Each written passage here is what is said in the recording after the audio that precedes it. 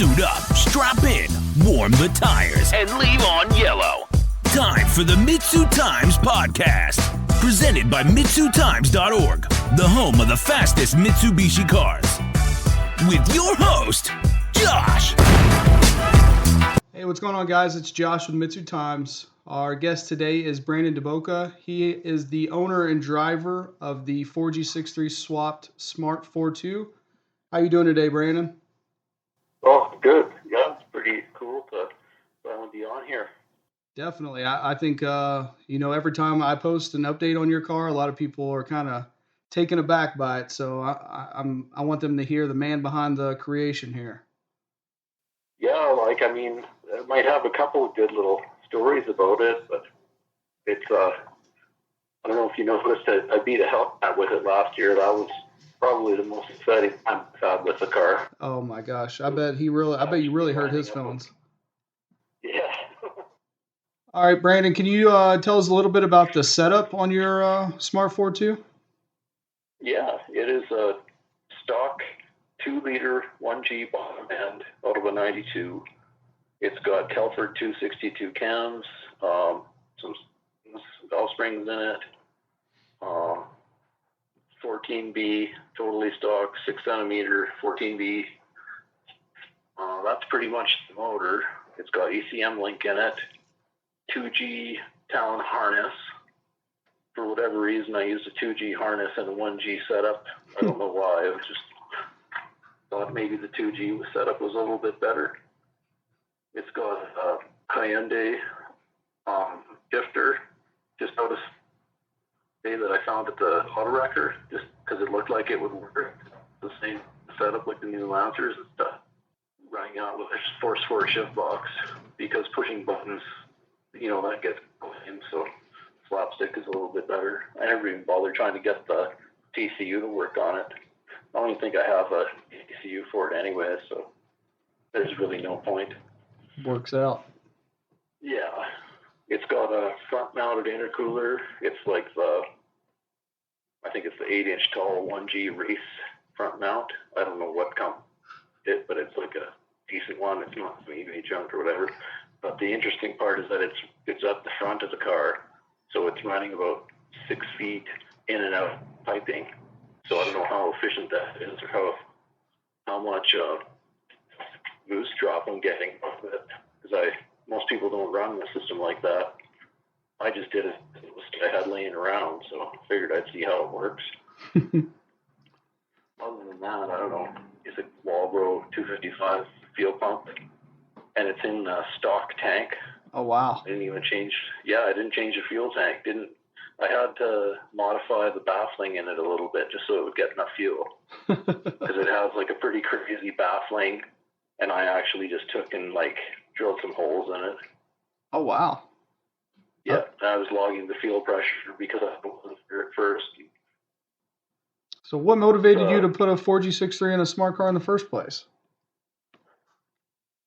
There was some guy in Venezuela who posted on DSM tuners around 2014, and it was pretty cool. There wasn't a whole lot of coverage on it, but he never took any videos or anything like that. And he kind of just fell off the face of the earth, kind of quit posting about it. But that was definitely, to me, that was really cool. I was into swaps. Well, ever since 2008 or so, I've been doing these 4G swaps. And that guy apparently was running 10s, which is pretty insane. It was on a real cheap setup, too. These 6-7 people over the years who are like, when are you going to do a smart car? What? There's other guys you should put one of these in a smart car. I'm like, what? I'm well, actually, there was a guy who did it once. And then it was, after a while, it just became something that I realized I had to do. I was basically okay, fine. I've had enough people tell me this already. You just said, I'll get to work on it. Well, the main thing was finding a cheap one, because I didn't want to spend $4,000. I'm not going to buy a good smart car. I want to buy one that's screwed, which is hard because they're apparently really bad. There's you always see good ones. But there was a couple for under $2,000, and I almost bought one, and then, I don't know, a year, however long it's been, 2 years since I built this, I found one for $1,500. So I just finally pulled the trigger on it. So what was it like when you bought it? Just a 1 liter auto? Yeah. It was just, I think they all came with autos. It was a whatever 1 liter diesel. Again, same. It was nice that I didn't have to do anything with the fuel tank. Like the inlet, the fuel filler, the hose, I hadn't even changed anything. It's exactly the way it came from the factory. Oh, wow. Which is, yeah, because I don't like having some, go to the fuel pump and, use the proper spot to fill it up instead of having to pop patch and stick it in some goopy location. That was kind of nice. I didn't even have to modify the tubing or anything. It all still worked out. That's amazing. It's a really small tank, but that's kind of nice. It's like having a tiny little fuel cell. And it fits conveniently. It's not like a fuel cell where you got to cut out the floor or drill into it, something like that. Yeah, and it's also like, it's not like I'm going to go on a 500-kilometer road trip or something, because I don't know. I actually have no idea how far that thing would go on the fuel. maybe 200-300, I don't know. Drive with the laptop and beat it out to 20 to 1 or something. See how it goes. See how far you can get. Yeah. I don't think I want to hurt my engine just to try to save a few bucks. Just to allow it. Like, the cooling system was I'm actually really surprised that it doesn't overheat. Like, initially did, but then I added those extra holes in it. I added an extra one of those cheap, it's like one of those cheap Amazon heater cores you can buy that has fans on it. Okay. And I actually have one of those mounted in the back too, just pushing air out of it. Oh wow, that's pretty smart. Yeah, it's running like the stock radiator up front, stock tiny little, they're like 1-inch lines. They're basically not much bigger than heater core lines. Huh. Mind you, I guess the Talon lines are only 1.25 inches or something like that too, but they look really small. They might be 7/8 lines running from like the factory cooling lines running to the factory rack. And I don't have an additional fuel, not fuel. I don't have an additional water pump or anything. And the stock Talon, it circulates it just fine. Wow. The factory water pump, which I wasn't sure, right? I figured the smaller hoses and stuff, I didn't know if it would pull enough. But on like the plus 30 days, it wasn't quite keeping up, and that's why I added that extra little heater there in the back, and that actually works great. The heat isn't an issue. The noise, it's pretty loud inside of there. Oh, I'm sure. Pretty loud. Most guys' cars are probably louder anyways. Anybody with a 3-inch exhaust probably has a pretty loud car, but this thing actually has a stock down type running into a sport bike muffler. It's like a carbon fiber muffler off of a sport bike. Oh, wow. Yeah, it looks pretty sick. Like, it looks cool. It fits the spot for it in the cross member. It fits perfectly. It's not quiet. It's pretty obnoxious. That's awesome. Yeah, I mean, I don't really drive it that much, otherwise I'd feel bad about the neighbors if it was something I was driving a lot, but mostly just for the track or whatever. Do you drive it to the track or you tow it there? Oh, 100% drive it. Good. Yeah, no, that's a street car. It's a little star. Everything, it doesn't have air conditioning, but everything else. I haven't stripped anything out of it. That's awesome. This thing is about 2,100 pounds. It's actually like crazy heavy for what it is, like how small it is. It's actually like kind of awful, really. The weight distribution is about, maybe 730, maybe a little less, maybe 65. Like, it's actually not as back heavy as one would expect it is. This episode of the MitsuTimes podcast is brought to you by Chancla Performance, the home of all custom fabrication for any performance vehicle specializing in the 5th Gen Mirage. They can do everything from daily sleepers all the way to full-blown race cars. Contact them on all their social medias or visit chanclaperformance.com. That's CHANCLA performance.com. So you bought it already knowing that you were going to put the 4G63 in it? I didn't care if the thing ran or not. But the thing actually did run. It just needed a little bit of work. I was able to sell the original drivetrain out of it and winter tires and stuff like that. So I did pretty good that way on it. So what all was involved to put the 4G63 in? Ooh, that was basically kind of like when you do an all-wheel drive in a cove. You just basically like start cutting. Like what I did was I just unbolted the factory. There's maybe 4 bolts to drop the whole subframe, just like anything, just like a Talon or any of that. Drop the whole subframe and then take the full Talon subframe and try to modify that to make it work in the car. And I had to put the seat kind of where I wanted it and put it as far forward as I could. The driver's seat in when I was mocking it up. The turbos, like the exhaust muffle's pretty much touching the seat. It's like a quarter of an inch away right where I like to sit. Oh my goodness. So that I'd make, and there's a firewall there. So it's basically like the turbo is probably touching the firewall the way I built it, and then the seat's basically touching that. But the seats at least are they got some real heavy metal in the back, so if anything was flying, it might somewhat protect me. It's not really hot in there. It's actually pretty good. Wow. That's what everyone says. Everybody's always like, well, the heat must be unbearable. I'm like, no, it's actually not bad. It's the way that all the heat just kind of escapes out the back anyways. So I also put an extra, I took the old front grill out of a Colt, because I had one laying around, of course, and I actually, cut that into the back hatch, too, to allow extra air out. Okay.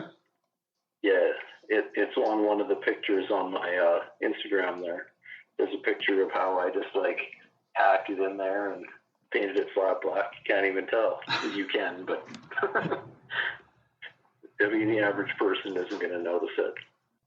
The heat isn't an issue. The noise, it's pretty loud inside of there. Oh, I'm sure, pretty yeah. loud. I mean, most guys' cars are probably louder anyways.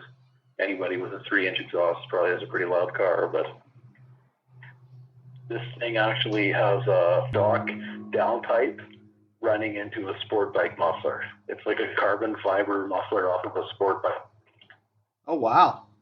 Yeah, it looks pretty sick. It looks cool. It fits the spot for it in the cross member. It fits perfectly.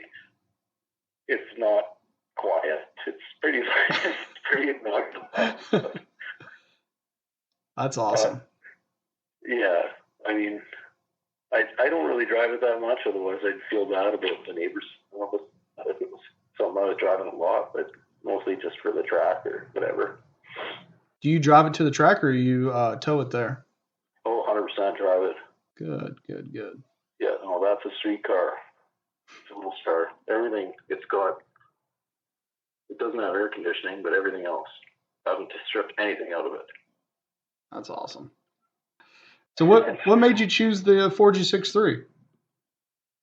Oh, I've been into them for a long time.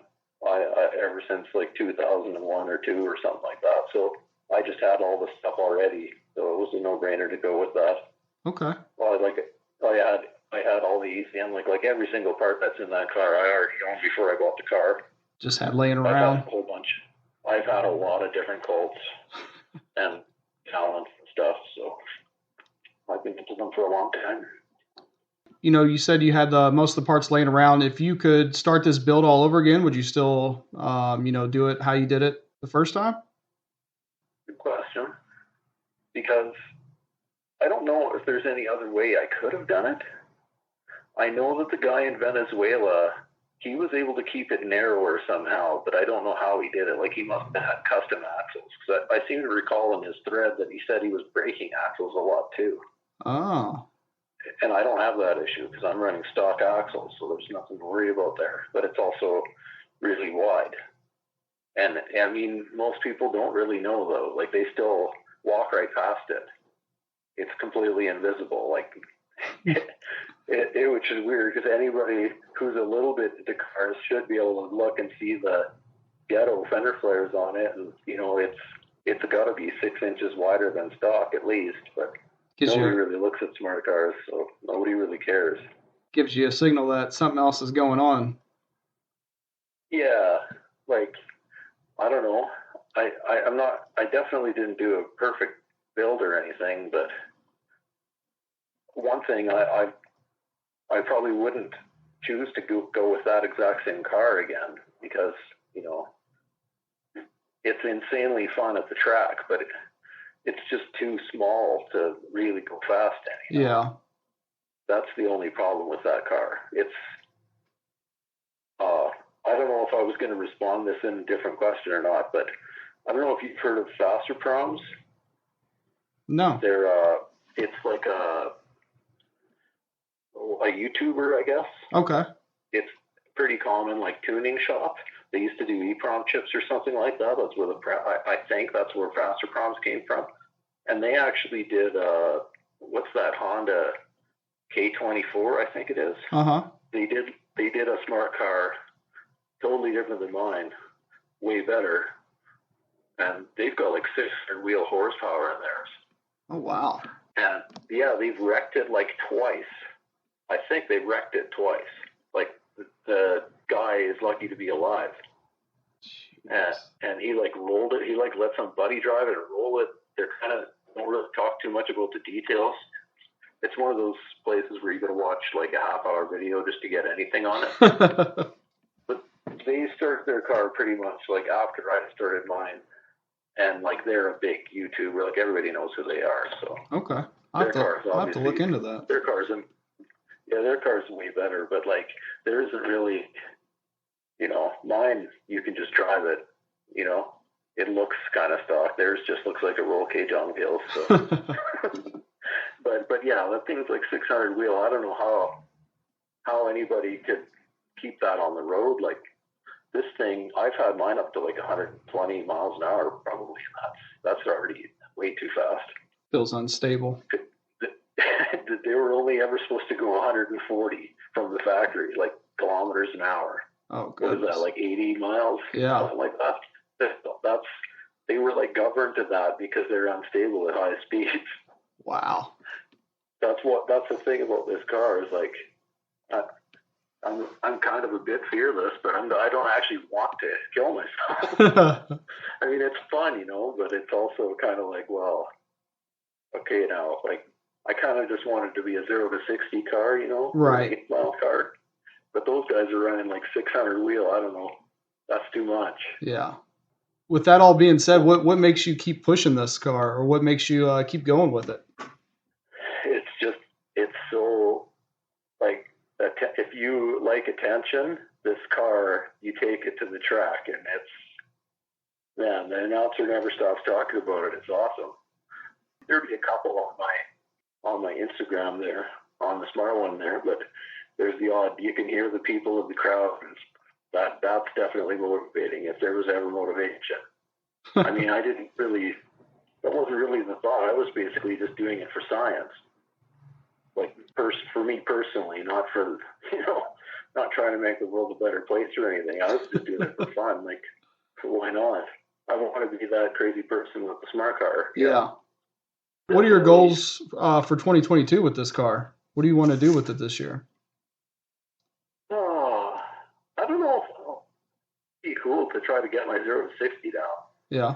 Like, I'd love to get a 0 to 60 in 3 seconds. Because, like I previously said, the scariness of, you know, actually driving it. I don't know if there's any way to make it somewhat safe to go quarter mile, like to go any faster than quarter mile. I don't know. But definitely would love to get the 0 to 60 down. I've considered putting a wheelie bar on it. Yeah. Because a wheelie bar would a lot with that right now. Anytime I go any faster, but it's wheelie limited now. Gets light in the front. Yeah. 0.69 was the best 60 foot it ever did, and it wheeled for like just spinning and wheeling, and it was just perfect. But it'll cut like 1.7 something like all day if I just leave it 10 pounds. That's one thing I really love about the auto in this thing now. The consistency is crazy.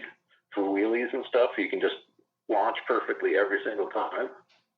Just the way I've been doing it is kind of Mickey Mouse, just leaving at a set boost level. But I know like other guys would probably have computer controlled boost or whatever, but I tried that and it didn't really work for me. So I'm just letting go of the brake at 10 pounds has worked quite well.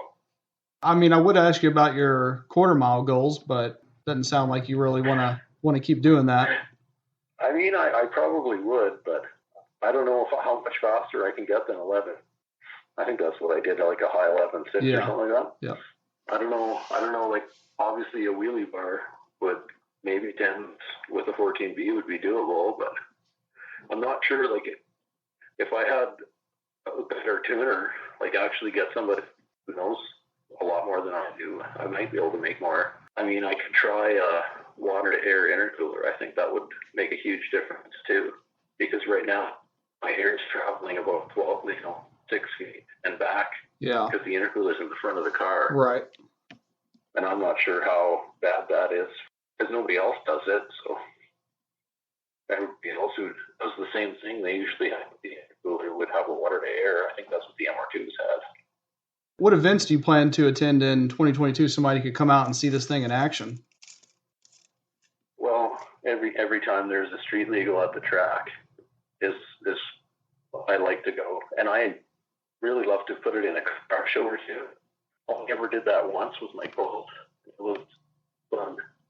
I know there's going to be just as many haters, but there's also going to be like the haters are fun too, right? Oh yeah. Oh, what do you do that for? Oh, you're stupid. Well, they don't say I'm stupid to my face, but they kind of in a way, But they're the haters, and then you get loves you. You're like you're the best. I love you. Like it's pretty fun. Like I don't know. You answer a lot of the same questions over and over. But that's okay. Like we all love talking about our cars. Definitely, yeah. So we established that this isn't your first Mitsubishi car. Do you want to talk us through some of your past ones? Well, I have a story I'm really excited about. I've told it a million times. It's a story I want to tell with today. The first one I bought was actually at the auction. It was a police auction. It was like 2001-ish. And I did my research on it. Like, I seen it there. In police auction, you'd never see something like that. Like, I used to be into Toyota Celica. All track was like a dream. And then I seen this thing, and I look at it, and I'm like, holy, this is an all-wheel drive. Oh, this is just like it. But I might be able to get this cheap. And I kind of did my research on it, because you don't know if it's going to be runner or not. When it's police auction, it's just you pay for it. You don't get a key, you don't start it, and I remember I was going to pay like $2,100 was in my head, was what I had planned on paying for it. And I remember the bidding stopped at $700, and and it was just, how it was just like maybe 50 counting down. I couldn't believe it. I was just, it was probably like one of the greatest wins of my life. Like, I always love telling the story. It was the best day of my life, but it wasn't. But I mean, it was amazing because that the gambling man or whatever. I went and got to cut me a key and fired right up, drove it home. Wow. Plated it, everything. Yeah. Even that was a deal. Like, they weren't that, because that was like 2000. I was only like 9 years old at the time, because it was like a 91. So that was probably like a $4,000 car. And usually just dealers snap all that stuff up, but that one slid through the cracks somehow. I don't know how, but. Well, thankfully it did. And that was the fastest car I'd ever had at that point. I had a 300ZX Turbo and a bunch of Supras and stuff. I was always into imports, like way before Fast and Furious and stuff. Because I just sick of looking at Fox body Mustangs all the time and Camaros. That was all. You live in small town Saskatchewan, that's all you ever see. You don't see imports. So I just thought it was kind of cool. Just like the Japanese car. Was into Bruce Lee as a kid, I guess. I don't know. Like, whatever reason, I liked Toyotas and stuff. But ever since that car, never again Toyota. Toyota's just overpriced garbage to me. Not interested. Mitsubishi is the best. And I'm crazy biased. Just I agree with you there. Like a Toyota Twin Turbo, my high school dream car, like they're like $100,000 now. Yeah. Insane. I'm just a cheapskate. I got that $700 car, and I, like every dumbass kid does.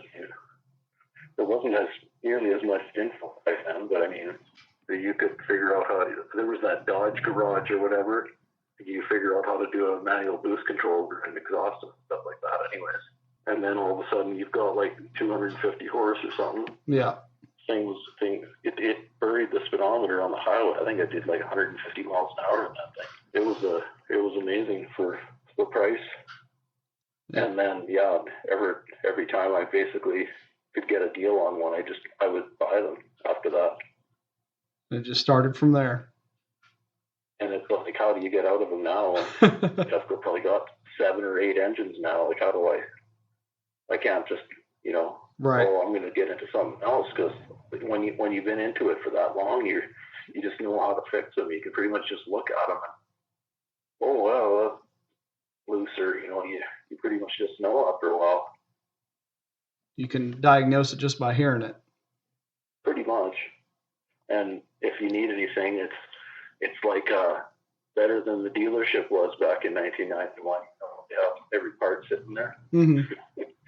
It's like that. I'm sure every DSMer, East DSMer, going to have the same thing. I'm sure they've got extra sitting around. Right. Cheaper to buy parts. So, Brandon, is there anybody that you want to give a shout out to that helped maybe get the FourTwo up and running or put together? Well, the only one I would thank is you for what you do.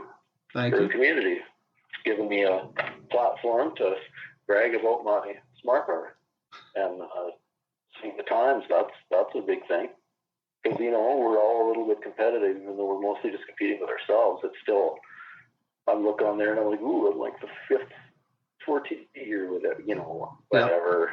Yeah.